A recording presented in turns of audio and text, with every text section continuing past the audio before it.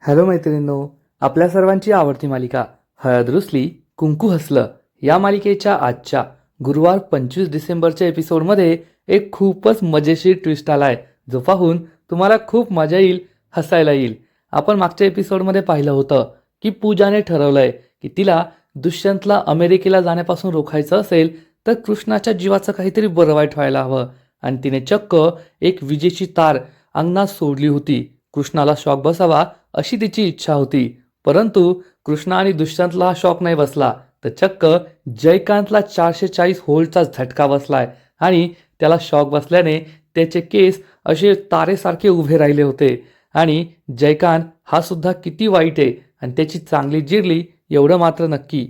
परंतु पूजाने ही वायर पाण्यात अंगणात टाकली होती हे जयकांतने पाहिलं होतं. त्यामुळे जयकांतने पूजाला जाब विचारलाय, तू हे सगळं का करतीये? मग आता पूजाचं सत्य जयकांतला समजणार का? आणि कृष्ण आणि दुष्यंतचं पुढे काय होणार? दुष्यंतचं अमेरिकेला जाण्यासाठी पासपोर्ट आलंय, मग दुष्यंत हा खरंच अमेरिकेला जाणार का? हे जाणून घेण्यासाठी हा व्हिडिओ शेवटपर्यंत नक्की पहा. मैत्रिणींनो, एपिसोडच्या सुरुवातीलाच कृष्णा ही अंघोळ करून मस्त नवी कोरी साडी नेसून आरशासमोर मेकअप करत असते. त्याच वेळेस दुष्यंत हा झोपेतून उठतो आणि कृष्णाला पाहून तो खूप खुश होतो. तो कृष्णाला गुड मॉर्निंग म्हणतो. कृष्णा सुद्धा त्याच्याकडे पाहून हसते आणि दुष्यंतला गुड मॉर्निंग म्हणते. दुष्यंत हा बेडवरून उठतो, कृष्णाजवळ येतो, तर कृष्णा ही दुष्यंतला थँक्यू म्हणते. दुष्यंत सरकार, काल रात्री तुम्ही माझ्यासाठी अंगाई गायली, तुमच्या स्पर्शात मला मायेची ऊब मिळाली, त्यासाठी खूप खूप थँक्यू. दुष्यंत तिला वेलकम म्हणतो आणि कृष्णाला म्हणतो की आज तू खूप सुंदर दिसतीये. असं म्हणून दुष्यंत हा कृष्णाजवळ येतो, कृष्णाचा हात हातात घेतो आणि चक्क तिच्या गालावर आपला दुसरा हात ठेवतो. त्याच वेळेस पूजा तेथे येते आणि दरवाजातून या दोघांचा लाईव्ह रोमांस पाहू लागते. दुष्यंत आणि कृष्णा एकमेकांच्या डोळ्यात हरून गेलेले असतात. दुष्यंत कृष्णाच्या सौंदर्याकडे एकटक पाहतच राहतो आणि तिच्या जवळ जाऊ लागतो. पण हे सगळं पाहून पूजाचा खूप जळफळाट होतो. कृष्णा आणि दुष्यंत एकमेकांच्या एवढ्या जवळ येत आहेत हे काही तिला सहन होत नाही आणि ती रागारागाने तेथून निघून जाते. पण दुष्यंत हा कृष्णाच्या आणखीन आणखीन जवळ येत असतो आणि तो चक्क कृष्णाला किस करणार. इतक्यात दुष्यंतच्या मोबाईलची रिंग वाजते. दुष्यंत आणि कृष्णा भानावर येतात. दुष्यंत मोबाईल उचलतो आणि त्याला समोरून जी बातमी मिळते त्यामुळे तो खूप खुश होतो आणि म्हणतो, अरे वा, ही तर खूप भारी बातमी आहे, मी स्वतः येतो. असं म्हणून तो फोन कट करतो. कृष्णा विचारते काय झालं, तर दुष्यंत सांगतो, कृष्णा, माझा पासपोर्ट आलाय आणि तो आणायलाच जायचंय. कृष्णाला वाटतं खूप वाईट वाटतं. ती विचार करते, याचा अर्थ दुष्यंत सरकारांची अमेरिकेला जाण्याची वेळ आली आहे. आता दुष्यंत सरकार लवकरच फॉरेनला जाणार. दुष्यंत विचारतो काय झालं, तर कृष्णा त्याला म्हणते, काही नाही दुष्यंत सरकार, आता तुम्ही अमेरिकेला जाताय तर मी तुमच्यासाठी फराळाचं बनवू का? चिवडा, लाडू, करंजा. दुष्यंत विचारतो, तुला जमेल का? कृष्णा म्हणते, करून पाहिल. त्यामुळे दुष्यंत हो म्हणतो आणि बाहेर निघून जातो.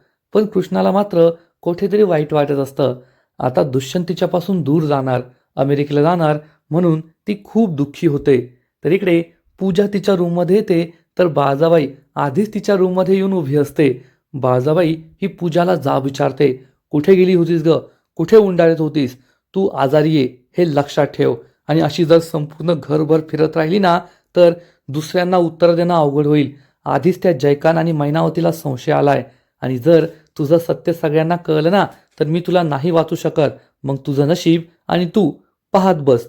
पूजा चिडून म्हणते, ओ बाळजाबाई, एकतर तुम्ही स्वतः काही करत नाही आहात आणि मी करते ना तर त्यात मला आडकाठी घालताय. तुमचे सगळे प्लॅन फ्लॉप होत आहे. मला तर कळतच नाहीये की काय करायचं. तो दुष्यंत अमेरिकेला निघून गेल्यावर मी येथे काय फक्त भिंतीकडे पाहत राहायचं का? आणि माझ्या हालचालींवर लक्ष ठेवण्यापेक्षा तुमच्या लेकाच्या आणि तुमच्या त्या नावडत्या सुनेच्या हालचालींवर लक्ष ठेवा. ते दोघे खुल्लम खुल्ला रोमांस करताय, मस्त मजा करताय. तो दुष्यंत कृष्णाच्या इच्छा पूर्ण करतोय, तिची बकेट लिस्ट पूर्ण करतोय, आणि मी काय फक्त पाहत बसायचं का? गुपचूप तुम्ही काहीतरी प्लॅन बनवा, त्यांच्याकडे लक्ष द्या, मला नका अक्कल शिकू. हे सगळं ऐकून बाळजाबाई खूप चिडते आणि चक्क पूजाचा हात जोरात पकडते. पूजा तिचा हात सोडवण्याचा प्रयत्न करते. पण बाजाबाई मात्र तिचा हात सोडत नाही. मोठे मोठे डोळे करून दात ओठ खात ती पूजाला चांगलीच घाबरवते आणि चिडून म्हणते, ए पूजे, तुला आधी पण सांगितलंय माझ्याशी या भाषेत नाही बोलायचं, नाहीतर तुला कोठे गायब करील ना, तुझं तुला कळायचं नाही. पूजा चांगलीच घाबरते. बाजाबाई तिला वॉर्निंग देते, लायकीत राहायचं, नाहीतर तू आणि तुझं नशीब, मी काय म्हणले तुला कळलंच असेल. असं म्हणून बाजाबाई रूमच्या बाहेर निघून जाते. पूजाला खूप राग आलेला असतो आणि ती म्हणते, बाजाबाई, तुम्हाला फक्त कृष्ण आणि दुष्यंतला वेगळं करायचंय, माझं काही देणं घेणं नाहीये. आता तुम्ही पाहतच राहा मी काय करते. दुष्यंतला मी अमेरिकेला जाऊच देणार नाही आणि त्यासाठी मला कृष्णाचा जीव जरी घ्यावा लागला ना, तर मी मागे पुढे पाहणार नाही. असा विचार करून पूजा एखाद्या राक्षसासारखी हसू लागते. तिने चक्क कृष्णाचा जीव घ्यायचं ठरवलेलं असतं. इकडे माधव काका किचनमध्ये असतात. कृष्णा किचनमध्ये येते आणि माधव काकांना सांगते, माधव काका, दुष्यंत सरकार अमेरिकेला चाललेत ना, त्यासाठी मी फराळ बनवणार आहे. तर आपल्या नेहमीच्या किराण्यावाल्याला सांगून ठेवलंय, त्याने सगळं सामान बाहेर काढून ठेवलं असेल, तो किराणा घेऊन या. आणि बाहेर तुम्हाला जी तयारी करायला लावली होती ती तयारी झाली आहे का? तर माधव काका सांगतात, हो, बाहेर तयारी होतीये आणि मी सगळा किराणा घेऊन येतो. असं म्हणून माधव काका निघून जातात. फराळ बनवण्यासाठी कृष्णाला मोठं पातेलं पाहिजे असतं आणि ते कपाटावर असतं. कृष्णा हे मोठं पातेलं पाहते आणि एका मोठ्या खुर्चीवर बाकड्यावर उभी राहते. परंतु त्याच वेळेस बाळजाबाई तेथे येते. बाळजाबाईला दिसतं की कृष्णा या बाकड्यावर उभी आहे आणि ही नामी संधी आहे कृष्णाला खाली पाडण्याची, तिचा पाय मोडण्याची. बाळजाबाईच्या डोक्यामध्ये ही कल्पना येते. कृष्णा हे पातेलं खाली काढत असते. तिचं लक्षच नसतं हे पातेलं खूप मोठं आहे, ते काळं सुद्धा झालंय. जर मी त्याला हात लावला तर माझी साडी काळी होईल, साडीला डाग पडेल. मी असं होऊ द्यायची नाही. काय करायचं हाच प्रश्न कृष्णासमोर असतो. तर इकडे बाळजाबाई मात्र तिला खाली पाडायचं याचाच विचार करत असते. बाळजाबाई पुढे येते आणि या बाकड्यावर कृष्णा उभी असते त्या बाकड्याला जोरात लाथ मारते. पण कृष्णा ही काही खाली पडत नाही. ती फक्त खाली पडण्याचं नाटक करते आणि या भांड्याला जे काळं लागलेलं असतं ती बाजू चक्क बाळजाबाईच्याच अंगावर फेकते. बाळजाबाईच्या हाताला हे सगळं काळं लागतं आणि त्यामुळे बाळजाबाई खूप चिडते. कृष्णा तिच्याकडे पाहून हसते आणि म्हणते, काय बाळजाबाई, कशाला इतकी कट कारस्थानं करायची? झाले ना हात काळे, आता लक्षात ठेवा, यानंतर कट कारस्थानं करू नका. यावेळेस तरी हाताला भागलंय, पण पुढच्या वेळेस, असं म्हणून ती बाळजाबाईला सुचवते की यावेळेस तरी हात काळे झालेत, पुढच्या वेळेस तुमचं तोंड काळं होईल. बाळजाबाईला खूप राग येतो. ती कृष्णाच्या तोंडासमोर हात झटकते आणि रागारागाने तेथून निघून जाते. कृष्णा विचार करते, ही बाई कधी नाही सुधरायची. पण आता मी हे भांडं कसं बाहेर नेऊ? माझी साडी पण काळी नाही व्हायला पाहिजे. तेव्हा तिला आठवतं की लहानपणी ती आणि बाज असं हे भांडं न्यायचे आणि ती डोक्यावर हे भांडं न्यायचं ठरवते. पण त्याच वेळेस तिला प्रश्न पडतो, आता फराळ कसा बनवायचा? मागच्या वेळेस भक्तीने बनवला होता, पण तेव्हा मी फक्त पाहिलाय, आता जास्त लक्षात नाहीये. असं म्हणून ती भक्तीला फोन करते. भक्ती फोन उचलते आणि विचारते, काय ग कृष्णे? तर कृष्णा तिला म्हणते, अगं भक्ते, तुझे दाजी अमेरिकेला चाललेत ना, त्यांच्यासाठी फराळ बनवायचा आहे, कसा बनवायचा ते सांगतेस का? तर भक्ती तिला विचारते, कृष्णे, तू मनापासून यासाठी तयार आहेत ना? कारण अमेरिका काय शहर नाहीये, 7 समुद्रापलीकडे आहे, खूप लांब आहे अमेरिका. कृष्णा सुद्धा इमोशनल होते आणि भक्तीला म्हणते, भक्ते, आता तो विषय नको, मला फराळ कसा बनवायचा ते सांग. तर भक्ती म्हणते, मला माहिती आहे तुझ्या मनात काय आहे ना, ते तू कधीच नाही सांगायची. ठीक आहे, मी तुला सांगते चिवडा कसा बनवायचा ते. असं म्हणून भक्ती तिला चिवडा कसा बनवायचा ते सगळं सांगते.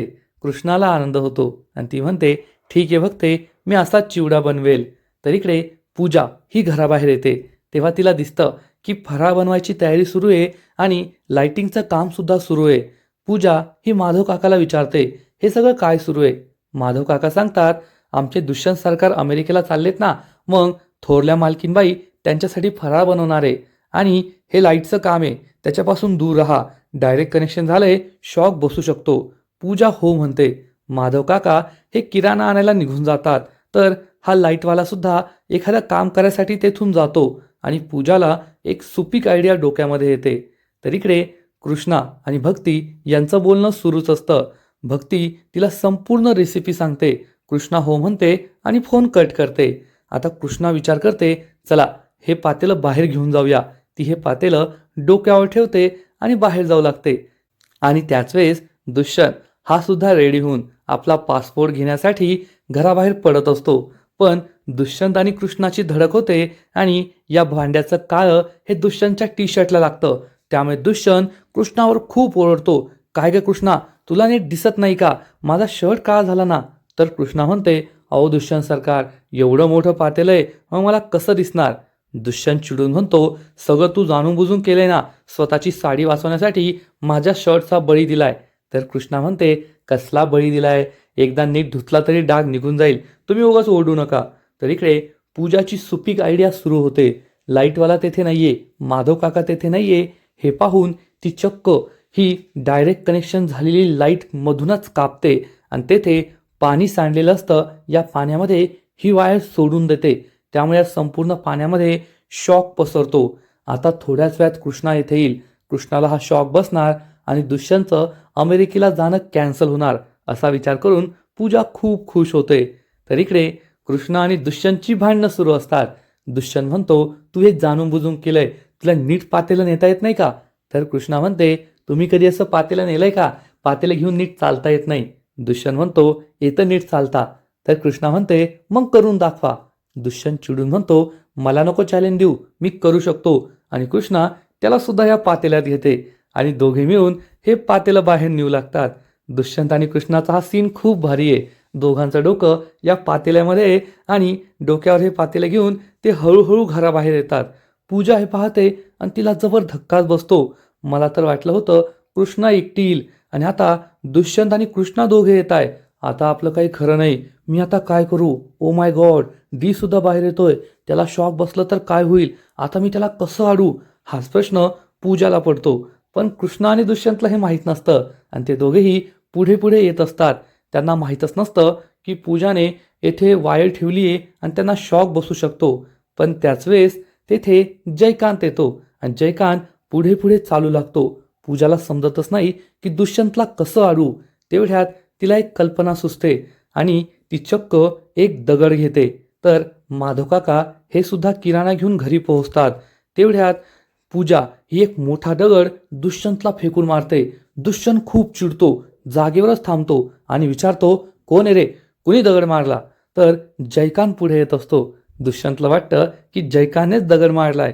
तो जयकांतला काही जाब विचारणार त्याआधीच जयकांत हा पुढे येतो आणि या पाण्यावर पाय ठेवतो. त्यामुळे त्याला जोरात शॉक लागतो. त्यामुळे सगळ्यांनाच धक्का बसतो. दुष्यंत म्हणतो, अरे त्याला शॉक लागलाय, कुणीतरी लाकूड आणा.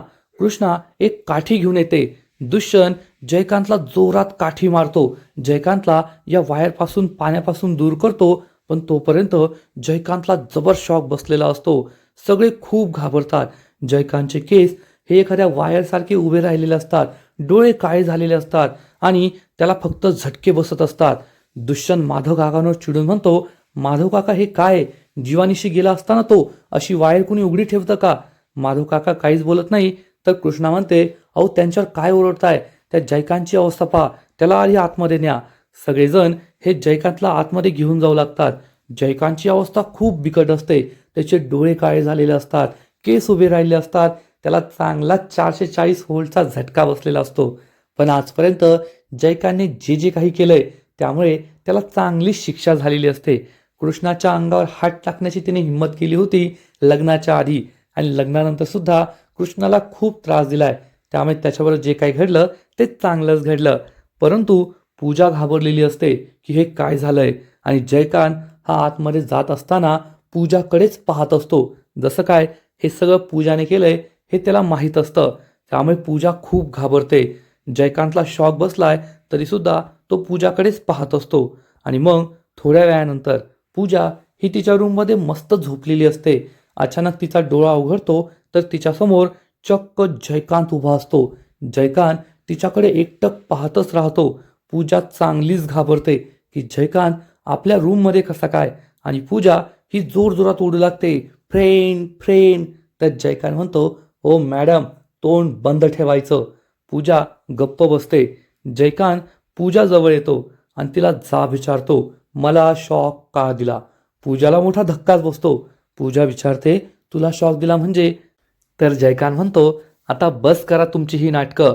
तुम्हाला ती वायर कापताना आणि अंगणात पाण्यात टाकताना मी पाहिलंय. आता खरं खरं बोलायचं की तुम्ही हे सगळं का केलं? तुमचा नेमका शॉक देण्याचा विचार तरी कोणाला होता? हे सगळं तुम्ही का करताय? पूजाला काय उत्तर द्यावं ते कळतच नाही. दुष्यंत आणि कृष्णाला मला शॉक द्यायचा होता हे तर ती बोलू शकत नाही. आणि जयकांत तिला झालेलं सगळं सांगतो की जेव्हा तुम्ही अंगणामध्ये ती वायर कापत होता आणि अंगणात टाकत होता ना, मी गेटच्या आडून ते सगळं लपून पाहिलंय आणि मला कळलंय की तुम्ही या घरात वेगळ्याच कारणासाठी आला आहात. आता मला खरं खरं सांगा. तर पूजा म्हणते, मी असं काहीच केलेलं नाहीये. तेव्हा जयकांत चिडून म्हणतो, मी माझ्या स्वतःच्या डोळ्यांनी पाहिले तुम्हाला ते सगळं करताना. आता गप गुमानं सांगायचं, नाहीतर दुष्यंत आणि कृष्णाला सगळं सांगू का? त्यामुळे पूजा चांगलीच टरकते. आता या जयकांतला काय उत्तर द्यायचं हाच प्रश्न तिला पडतो. मैत्रिणींनो, हळद रुसली कुंकू हसलं या मालिकेचा आजचा एपिसोड खरंच खूप भारी होता. एकीकडे दुष्यंत आणि कृष्णाचा रोमांस आपल्याला पाहायला मिळालाय, म्हणजे खरोखरचा रोमांस. लग्नानंतर नवरा बायको करतात तसा रोमांस. कृष्णा ही आत्ताच अंघोळ करून मस्त साडी नेसून तयार झाली होती. दुष्यंत झोपेतून उठला आणि दोघेही एकमेकांकडे पाहतच राहिले आणि दुष्यंतने चक्क कृष्णाच्या जवळ येण्याचा प्रयत्न केला. तिचा हात पकडला, प्रेमाने तिच्या गालावर हात ठेवला आणि तो कृष्णाला किस करणारच होता. पण त्याच वेळेस त्याचा फोन वाजला. नाहीतर आज या दोघांच्या लग्नात नंतर आणखीन एक स्टेप पुढे गेली असती. दोघांचं नातं आणखीन पक्क झालं असतं, एवढं मात्र नक्की. पण हे सगळं पाहून पूजाचा जळफाड झाला आणि मग पूजाने कृष्णाविरुद्ध एक खूप घाणेरडा प्लॅन बनवला, ज्यामुळे कृष्णाचा जीव सुद्धा जाऊ शकत होता. जर जयकांतऐवजी कृष्णाला हा शॉक बसला असता तर तिला कुणी वाचवलं असतं? त्यावेळेस जयकांतला शॉक बसला तेव्हा तेथे कृष्णा, दुष्यंत, माधव काका सगळे होते, म्हणून जयकांतचा जीव वाचला. पण कृष्णाबरोबर असं घडलं नसतं. पण देवतारी त्याला कोण मारी, म्हणूनच कृष्णाचा जीव वाचला आणि जयकांतला हा शॉक बसलाय. पण जयकांतला समजलंय हे सगळं पूजाने केलं होतं. त्यामुळे त्याने आता पूजाला जाब विचारलाय की तुम्ही हे सगळं का करताय? मग आता पूजा जयकांतला आपलं सत्य सांगणार का? ती त्याला सांगेल का, हो मीच हे सगळं केलंय, कारण मला कृष्ण आणि दुष्यंतला वेगळं करायचंय? आणि ती बाळजाबाईनंतर जयकांतला सुद्धा आपल्या प्लॅनमध्ये सामावून घेणार की नाही हे पाहणं खूपच इंटरेस्टिंग असेल. आजचा एपिसोड तर भारी होता, परंतु या मालिकेचा पुढील एपिसोड आणखीन भारी असणार आहे. पुढील एपिसोडमध्ये एक खूप मोठा ट्विस्ट येणार आहे.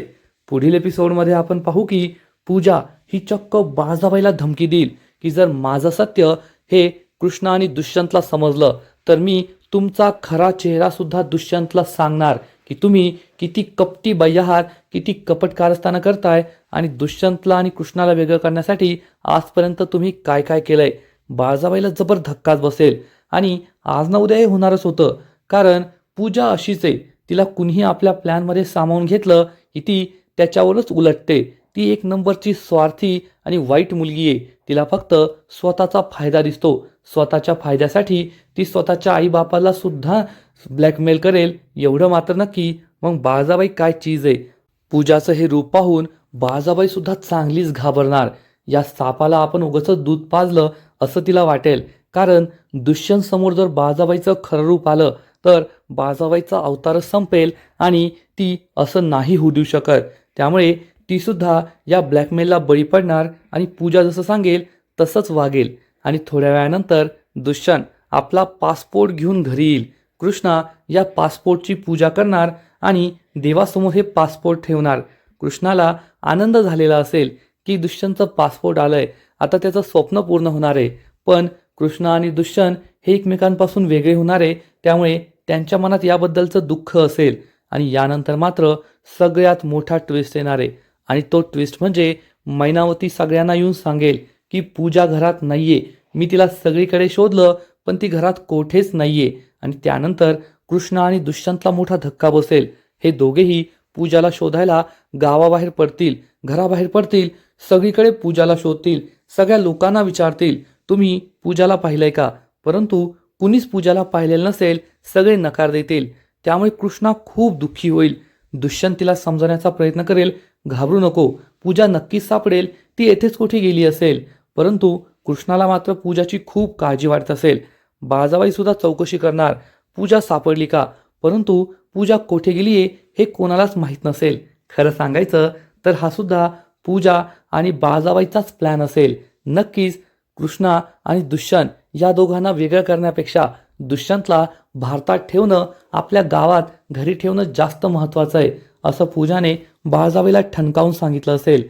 त्यामुळे दुष्यंतला अमेरिकेला जाऊ न देण्यासाठीच बाळजाबाई आणि पूजाने हा प्लॅन बनवला असेल. मग ही पूजा नेमकी गेली तरी कोठे असेल आणि आता बाळजाबाई आणि पूजाने नेमका काय प्लॅन बनवला असेल हे तर आपल्याला पुढील एपिसोडमध्येच कळेल. पण त्यांचा प्लॅन यशस्वी होणं हे कृष्णा आणि दुष्यंतसाठी खूप चांगलं असणार आहे. कारण त्यांचा मेन प्लॅन हाच असेल की दुष्यंतला अमेरिकेला नाही जाऊ द्यायचं, त्याला गावातच ठेवायचं. आणि पहिल्यांदाच त्यांचा प्लॅन हा कृष्णा आणि दुष्यंतच्या फायद्याचा असेल. कारण दुष्यंत जर अमेरिकेला नाही गेला तर कृष्णा आणि दुष्यंतमध्ये अंतर नाही पडणार. दोघे एकमेकांपासून वेगळे नाही होणार, कायम एकत्रच राहतील. आणि दुष्यंत भारतात राहिला तर बाळजाबाई आणि पूजाची कट कारस्थानातच सुरू राहतील. पण जोपर्यंत कृष्णा आणि दुष्यंत एकत्र आहेत, त्या दोघांची ताकद एकत्र आहे, त्यांना कुणीच वेगळं करू शकत नाही, हरू शकत नाही, त्यांच्यात गैरसमज निर्माण करू शकत नाही. आणि आपल्याला सुद्धा कृष्णा आणि दुष्यंतला एकत्र पाहायचंय. जर दुष्यंत अमेरिकेला निघून गेला तर या मालिकेतली मजाच निघून जाईल, मालिका पाहायला मजा येणार नाही.